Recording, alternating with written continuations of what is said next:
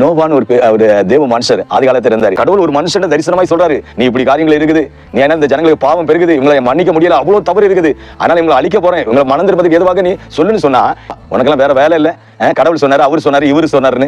இன்னைக்கும் பாருங்க, உலகம் முழுவதும் இந்த நாட்களை சுவிசேஷம், இயேசப்பா உண்மை உள்ளவரா இருக்கிறாரு, அவர் நன்மையை செய்கிறாரு, நீங்க பரலோகத்துக்கு போனோம், பாவம் செய்யாதுன்னு எத்தனையோ பேர் என்னென்னமோ சொல்றாங்க, இவ்வளவு ட்ராக்ஸ் அடிச்சு கொடுக்குறாங்க, என்னென்ன காரியம்லாம் சொல்றாங்க. அதுக்கெல்லாம் ஜனங்கள் கீழ்ப்படியாம நாங்க அடிச்சு பொழிச்சு இப்படிதான் ஜீவிப்போம், நாங்க இப்படிதான் இருப்போம், சினிமா பார்ப்போம், எல்லாம் செய்வோம், தவறு செய்யறோம், பாவம் செய்வோம், எங்களை யாரு நாங்க இந்த பெரிய வீட்டுல முன்னால என்ன கேமரா வச்சு நம்மளை கண்டுபிடிக்க போறாங்க. நவா தாத்தா வருது, இயேசப்பா வர்றாரு, இப்ப ட்ராக்ஸ் கொடுக்குறாங்க, இவ்வளவு சேனல், இவ்வளவு சுவிசேஷம் அறிவிக்கிறாங்க, எத்தனையோ ஊழியக்காரர் சொல்றாங்க. ஆனா அநேகர் ரட்சிக்கப்படுறாங்க, அநேகர் இதெல்லாம் தேவையில்லாத காரியம். இவங்களுக்கு அவங்க வாழ்க்கை, நம்ம வேலை செஞ்சோமா, நம்ம குடும்பத்தை பார்த்தோமா, கிணத்து தவளை மாதிரி நம்ம வீடு, நம்ம வாழ்க்கை, நம்ம பிள்ளைங்க நல்லா இருக்கணும் அப்படியே நினைச்சிட்டு இருக்காங்க.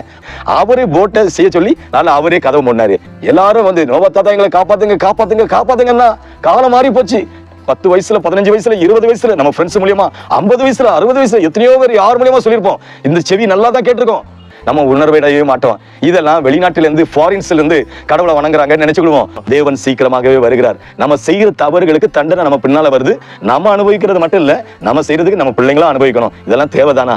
அதனால நீங்க எந்த தவறுகளை ஈடுபட்டாலும் இந்த செய்தி கேட்க உங்களோட கையெடுத்து கும்பிடுறேன். ஏதாச்சும் துணிகரமா பாவம் செஞ்சிருந்தீங்கன்னா நீங்க மன்னிப்பு கேளுங்க. ஒவ்வொரு நாளும் செய்த பாவத்தை திருப்பி செய்யாதபடி எனக்கு இறக்க செய்யுங்க ஆண்டவரே, மன்னிப்பு கேளுங்க.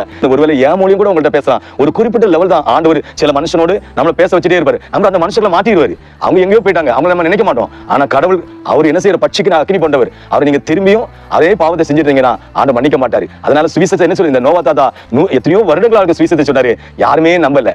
யாராவது உங்கள்ட்ட ஆண்டவருக்கு காரியத்தை சொல்ல வரும்போது அதை ஏற்றுக்கொள்ளுங்க. ஏன்னா உண்மையாட்டு இயேசு நல்லவங்க, ரொம்ப ரொம்ப நல்லவர். நீங்க ஒவ்வொரு நாளும் நல்லா இருக்கணும்னா அவரை நோக்கி பாருங்க. ஆசீர்வதிக்க வல்லவர், விடுதலை கொடுக்கிற வல்லவர், மேன்மைப்படுத்த வல்லவரா இருக்கிறார்.